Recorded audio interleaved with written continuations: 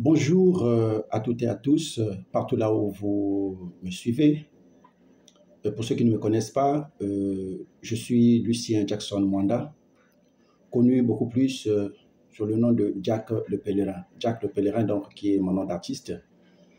Et ça fait un bout de temps, depuis longtemps, je dis bien, que j'ai commencé à faire des émissions à la radio surtout ici à Pointe-Noire, précisément à la radio Ponton FM, et aussi même de temps à autre à NTI.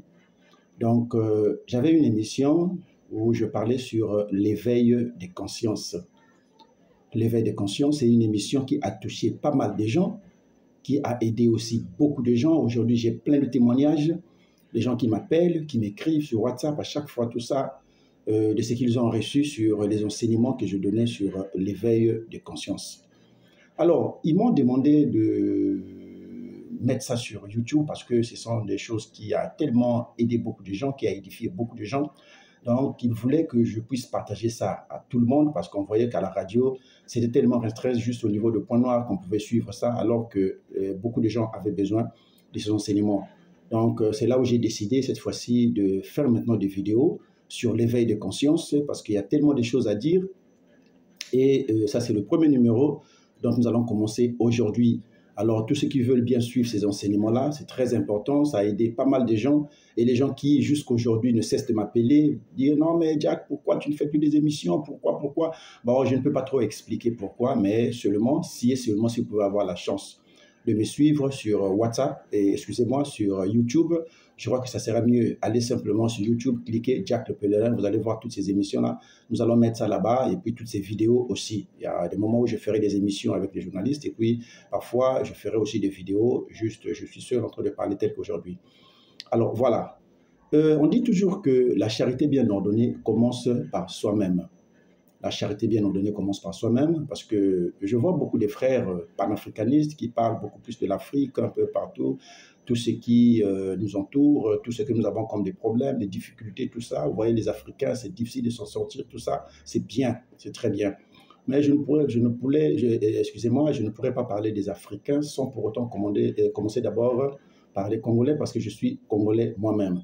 Donc, je parlerai d'abord des Congolais et puis après, on verra à la langue aussi, on pourra parler aussi des Africains comme les autres parce que c'est toujours un même peuple.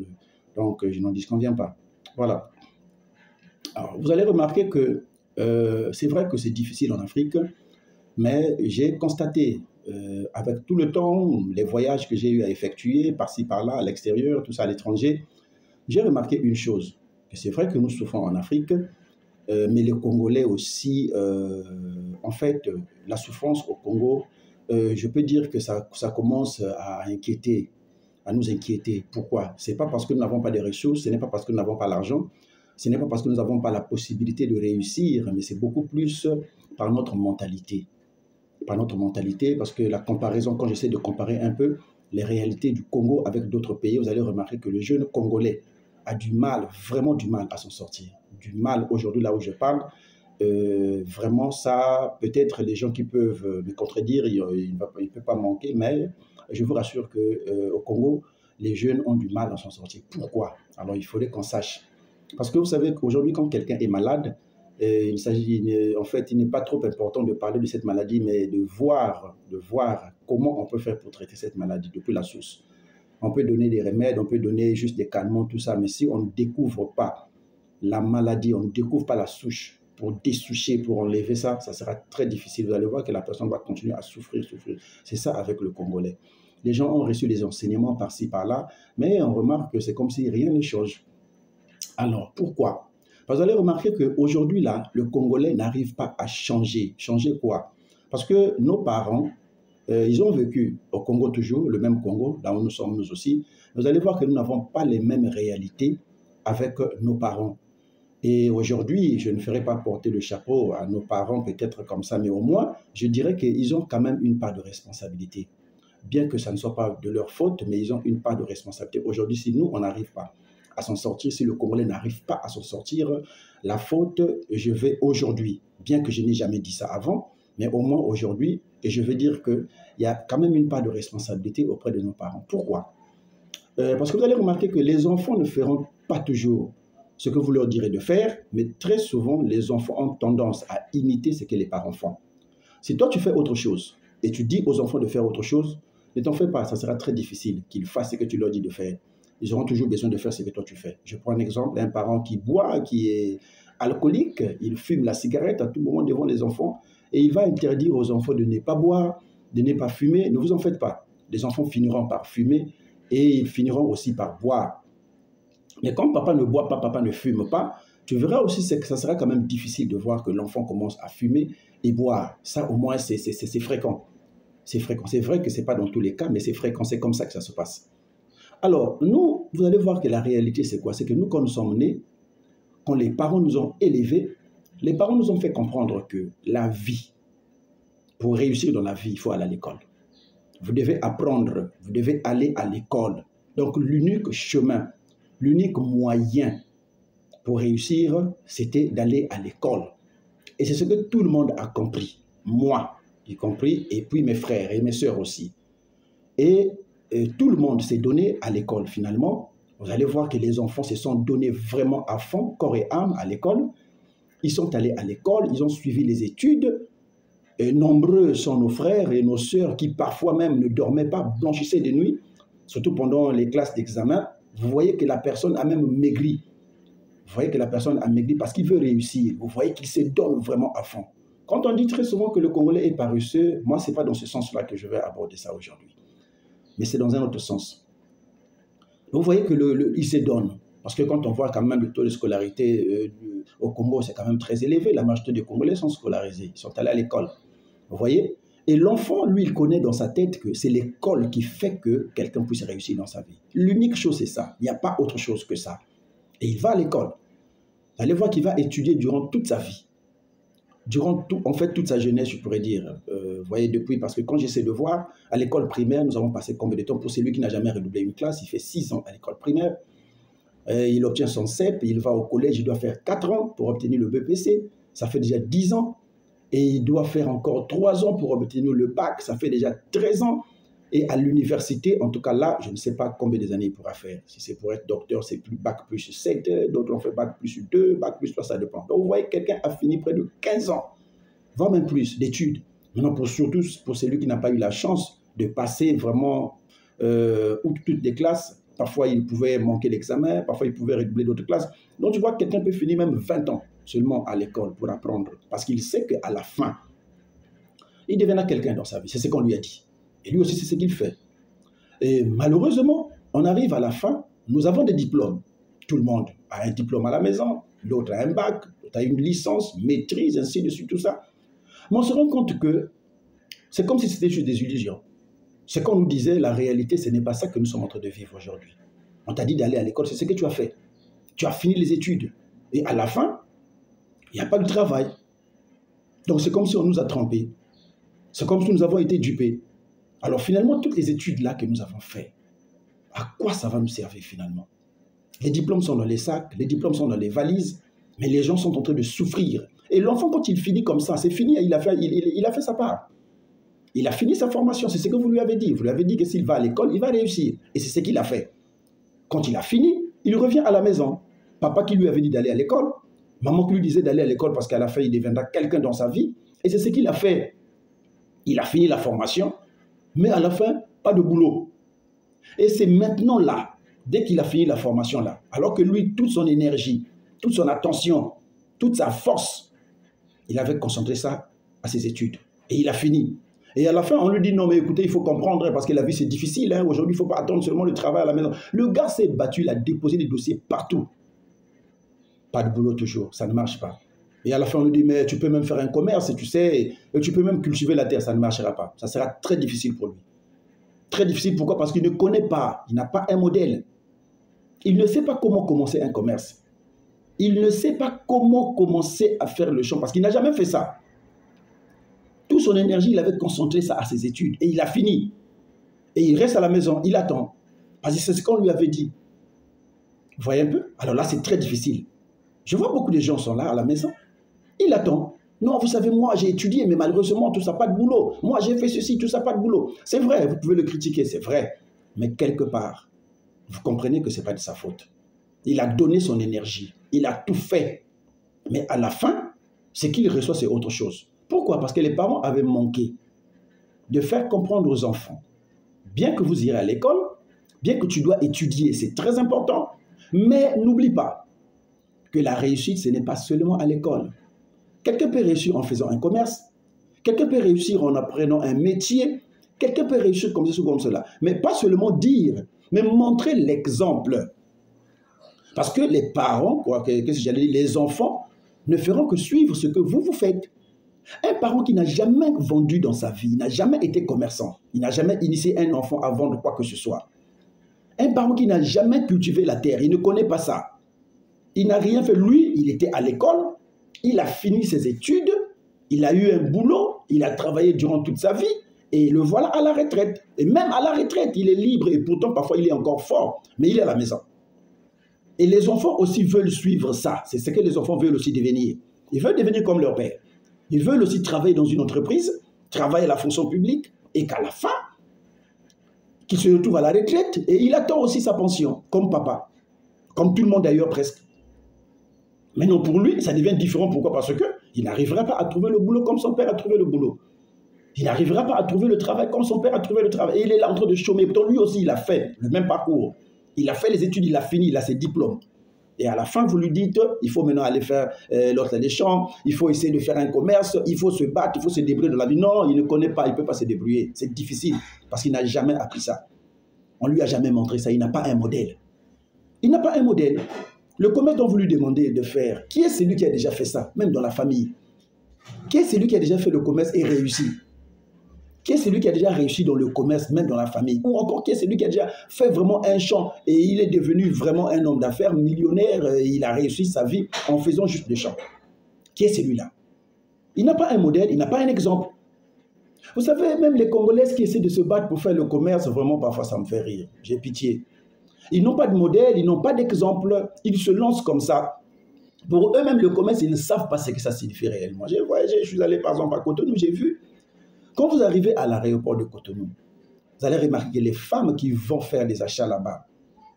Les femmes qui vont acheter les pagnes, les basins, ainsi de suite, les sandales pour venir revendre ici. Dès que vous arrivez seulement à l'aéroport, vous constatez leur comportement. Dès que vous voyez, on ne vous dira pas que ça c'est une Congolaise. Et rien que sa manière la manière de s'habiller, sa façon d'être, la manière dont elle est, vraiment les cheveux, des mèches qui tombent. Donc vous voyez, vous sentez que celle-là vraiment, je ne sais pas si c'est une personne qui arrive ou encore qui est en train de faire un défilé de mode ou encore qui s'apprête, je ne sais pas à quelle noce ou je ne sais pas de quoi. Et lui et elle, c'est ça. Elle n'a pas un modèle. Mais par contre, quand vous voyez les autres, je prends un exemple des Camerounais, ainsi de suite, tout ça. Des Béninois. Elles ne sont pas impressionnantes. En fait, elles ont commencé le commerce là depuis longtemps, depuis leur enfance. Pour eux, ce n'est pas un prestige. Pour eux, c'est réussir dans la vie. Elles sont nombreuses ici, je les vois. Béninois, Béninoises, Togolais, Togolaises, Camerounais, Camerounaises, ainsi de suite, tout ça. Mais vous sentez que ce sont eux qui viennent de Cotonou, là où vous voulez toujours partir, nos sœurs. Mais vous ne verrez jamais une Béninoise qui voyage, qui va à Cotonou. Elle est seulement ici. Le commerce, elle fait ça sur place. Donc vous remarquez que ceux-là, le commerce, ce n'est pas le commerce, c'est le complexe. Elles veulent montrer qu'elles voyagent, elles veulent montrer qu'elles... Alors que ça n'a rien à voir avec ta réussite. Tu n'as pas besoin d'impressionner quelqu'un. La réalité, c'est toi qui connais. Tu sais que les voyages que tu multiplies là, tu ne gagnes rien. Les dépenses que tu as faites, si tu pouvais rester sur place, faire ton commerce sur place, tu allais mieux réussir que de voyager. Et plusieurs, nombreuses sont même ceux qui voyageaient. Où sont-elles aujourd'hui? Où sont-elles aujourd'hui? Elles ne font absolument rien.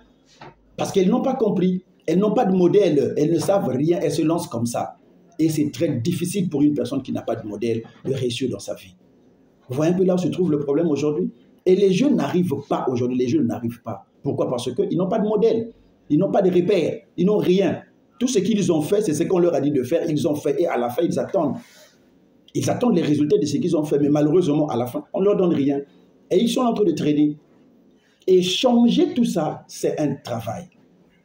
Changer ces mentalités-là, c'est très difficile. Ce n'est pas facile. Ça doit nous prendre des années. Ça, je vous dis que ce n'est pas en un clin d'œil comme ça qu'on doit tout changer. Non, c'est nous d'abord qui allons commencer à changer tout. Formater d'abord nos disques durs là, qui ont vieilli avec des anciens programmes, reprogrammer ça avec les nouvelles réalités que nous avons aujourd'hui. Et en ce moment-là, nos enfants, peut-être, après nous, pourront faire quelque chose de mieux. pourront comprendre que ce n'est pas seulement à l'école qu'on réussit. Ce n'est pas seulement en allant à l'école, en ayant un diplôme. Ce n'est pas seulement là qu'on réussit. Mais on peut réussir dans toutes les voies. Tout ce que tu peux faire dans la vie, tu peux réussir en ce moment-là. Et commencer déjà à les apprendre comment entreprendre, comment être entrepreneur, comment faire le commerce, comment, même si vous avez beaucoup d'argent, faites ça aux enfants. Parce que la chance que vous avez eue, vos enfants n'auront pas cette chance-là.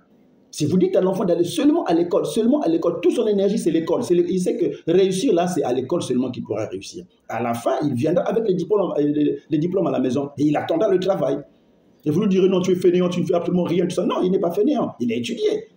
Il a concentré son énergie, il a fourni ses efforts pour arriver jusque-là. À la fin, il n'y a rien. S'il était fainéant, il n'allait même pas étudier, il n'allait pas partir à l'école.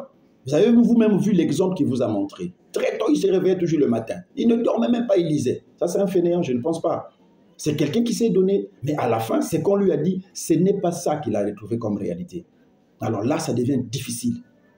Ça devient très difficile. Ça devient très difficile. Donc là, je lance un appel à tous les Congolais aujourd'hui, mes frères, mes sœurs, les jeunes qui sont encore là. Comprenez que nous, déjà, c'est très difficile pour se rattraper maintenant là. C'est très difficile. Pour la plupart, je ne dis pas que c'est impossible, mais c'est très difficile pour changer encore tout ça. Très difficile. Mais au moins, si nous pouvons changer, vous verrez que nos enfants seront quand même bien.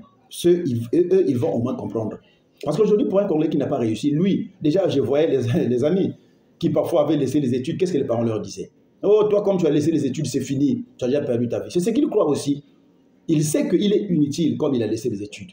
Il ne peut pas avancer. Il ne peut rien faire dans sa vie. C'est ce qu'on lui a même dit à la maison. C'est ce que papa lui a dit. C'est ce que maman lui a dit. Comme tu as laissé les études, tu ne feras rien. On ne peut pas lui dire, bon, comme tu as laissé les études, ça ne marche pas. Tu pourras aussi faire ça, ça pourra marcher. Tu pourras aller ici, ça pourra marcher. Non. Non, comme tu as laissé les études, c'est fini. Et c'est ce qu'il croit aussi. Pour terminer, je revenais du Ghana un moment. J'arrive à l'aéroport Agostinho Neto ici, chez nous, ici à Pointe-Noire. Je vois comme ça, un monsieur était derrière moi, quand on remplissait les fiches de débarquement. Le gars m'a touché, je lui ai dit, s'il te plaît, mon frère, est-ce que tu peux m'aider, tout ça. Moi, je me disais qu'il me demandait le stylo. Je lui ai dit, ne t'en fais pas, je finis de remplir, après je te donne le stylo. Quand je finis de remplir, je lui donne le stylo. Il dit, non, moi, je voulais que tu puisses seulement remplir pour moi. Je dis, oh, mais je ne peux pas remplir, ce sont tes informations à toi. Ton nom, tout ça, moi, je ne connais pas. Remplis, c'est pour toi, tout ça. Il dit, non, mais le passeport est là, il me donne son passeport. J'ai dit, non, tu peux remplir. Prends le stylo, ne t'en fais pas, je vais t'attendre. Je ne suis pas pressé. Moi, je suis chez moi. Oh non, s'il te plaît, je ne sais pas écrire. Quoi? Non, je ne sais pas écrire. Qu'est-ce que ça veut dire? Je dis, oui, non, en tout cas, vraiment, je ne sais pas écrire parce que, bon, tu vois, moi, je n'ai pas étudié. Tu n'as pas étudié, oui. Mais, oh, qu'est-ce que tu es venu faire ici? Non, mais je suis venu pour chercher la vie, tout ça, faire des affaires, tout. Oh, ouais, bon. J'ai pris, j'ai rempli. Je lui ai remis. Merci. Je dis, non, de rien, c'est bon. Après, je me suis mis à réfléchir. J'ai dit, mais un monsieur comme ça, il n'a pas étudié, même écrit son propre nom, il ne connaît pas. Il quitte quand même son pays. Il a l'audace de venir ici. Il croit qu'il pourra faire des affaires et réussir. Parce que lui, il a les modèles. Il connaît des gens chez eux qui n'ont pas étudié, mais qui ont réussi dans leur vie, qui aujourd'hui sont des hommes d'affaires, qui aujourd'hui ont beaucoup d'argent, bien qu'il n'a pas étudié. Mais chez nous, déjà, une personne qui n'a pas étudié, non, il a déjà perdu. C'est un défaitiste pour lui, déjà c'est fini, il ne peut rien faire parce que c'est ce qu'on lui a dit. Et il n'a pas un modèle d'une personne qui n'est pas allée à l'école, qui est vraiment un illettré et qui aujourd'hui a beaucoup d'argent. Il n'a pas ces exemples, il n'a pas un exemple comme ça, il n'a pas un modèle comme ça. Et du coup, pour lui, dès qu'il a manqué l'examen, vous verrez un élève là en classe de terminale, 5 ans juste pour faire le bac. Il est là, il attend. Ça n'a pas marché une fois, ça n'a pas marché 2 fois. Parce qu'on lui a dit que sans le bac, tu ne feras rien. Et c'est ce qu'il croit lui aussi. Il va rester là, attendant jusqu'à ce qu'il va avoir le bac. 5 ans. Et quand il arrive à l'université aussi, jusqu'à ce qu'il va obtenir. Et à la fin, pas de boulot.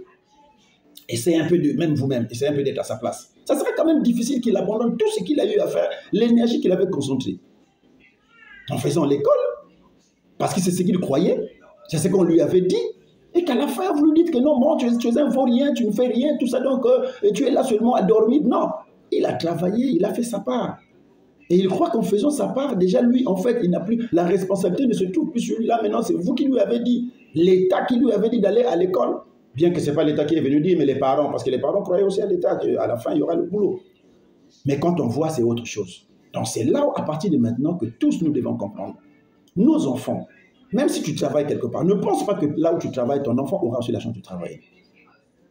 Ne pense pas qu'aujourd'hui, si tu es dans une entreprise bien, ne pense pas que l'enfant aussi aura la chance de travailler dans cette entreprise-là. Non.